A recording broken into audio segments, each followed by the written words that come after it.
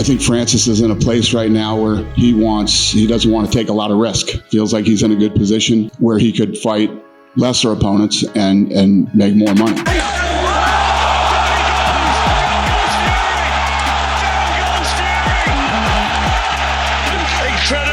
How much damage has it done? Are we on the verge of a sensation here in Riyadh? We're going to release him from his contract. We're going to give up our right to match, and he can go wherever he wants and do whatever he wants.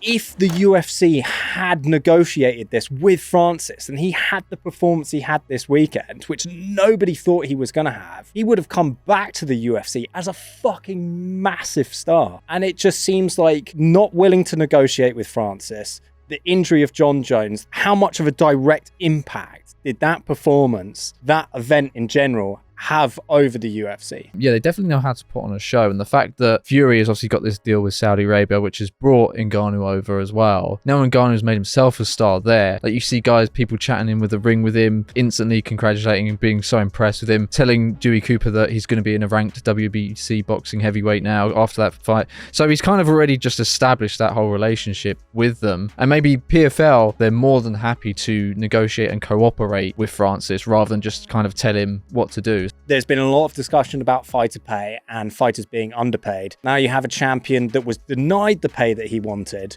go over, make the type of money that he had against Tyson Fury, and also do the performance he had against Tyson Fury. And then you also have promotions like the PFL that are paying out $1 million at the end of the season. Yeah, but the thing is, the way I look at that, like, obviously the UFC has investors, but it's like a self-serving business that promotes an event, sells tickets, makes money, pays fighters. Where over here, you've got investors just pouring money in. So it's not really like a real economical, sufficient system. So you can't really compare. You can compare the two because the UFC definitely don't pay as well as elsewhere. But elsewhere has magical money that's coming in from oil. But that's what I'm saying. The attractiveness. Why would they sign with the UFC if they could go to the PFL, make their name alongside fighters like Francis Ngannou, alongside Jake Paul, who has made a massive name for himself, who has poured money into the PFL, who will fight in the PFL. Someone called out Jake Paul the other day for being one of the reasons Showtime is now not in boxing anymore because they put so much money behind it. Yeah, and so obviously that Jake Paul and Tyron Woodley 2 did only like 60,000 buys or something,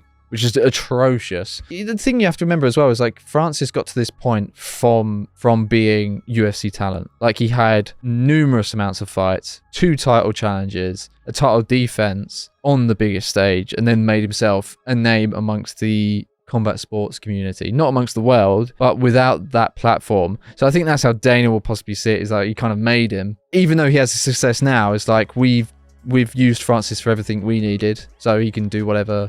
He has absolutely tenfolded his popularity after that performance because everyone thought he won. So now if the next fight that he does have is in the PFL, holy shit, how big is that fight going to be? If the PFL treat it right, they push all their fucking money into that event. They do a big Madison Square Garden event.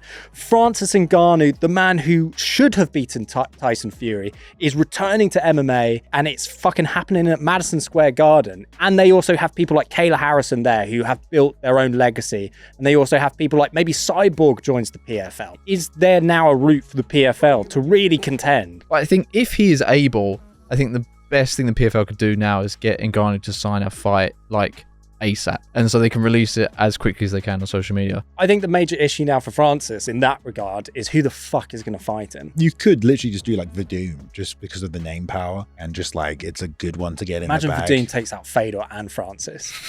I feel like it's more on guys like Johnny Eblin to be like, hey, I'm not going to the UFC. I'm going to do what I can over here and become undeniable, and then try and bring someone over from the UFC or vice versa. It's kind of difficult as well because on the other side of that argument also, you have people like Michael Chandler, who created a dynasty for himself as one of, if not the most popular Bellator guy. 3-time champion. And then guess what happened? He hops over to the UFC and again fucking quadruples his worth, quadruples his name value. And all it took for Michael Chandler to do was to make that step into the UFC. And just beat Dan Hooker. That's it. And that's all he fucking needed to do. And guess what? He was opposite fucking McGregor on Tough. So it's like, that's the major issue for everyone competing with the UFC. It is that lineage. It is that exposure.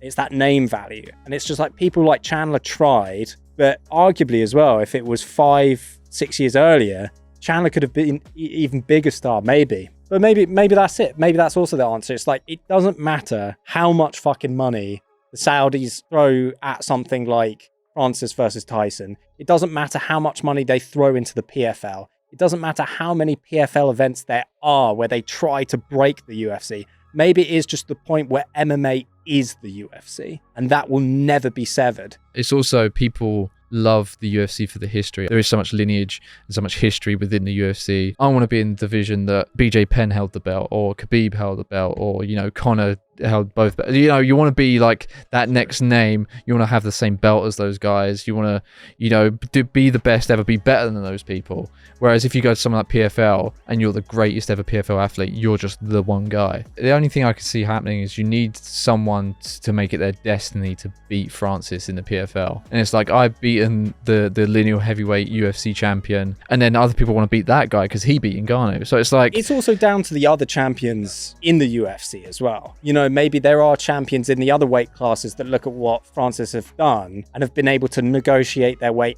out of their contract with the UFC to get bigger money in the PFL and fight for, you know, a PFL championship. You know, potentially there is a future here where if we keep seeing big fights in Riyadh and we see PFL putting on bigger and bigger and bigger shows, is there a future where UFC champions are looking at what they have in front of them and go, do you know what? Maybe the grass is greener on the other side. You saw 2 former champions out there already with, you know, Israel and Usman. So, yeah. And you had all these UFC legends out there as well. You know, you had this epic photo, and it's just like the fact that that wasn't rooted in a UFC event and rooted outside of the UFC. It's kind of interesting that they can pull that kind of star power and go, now this belongs to us.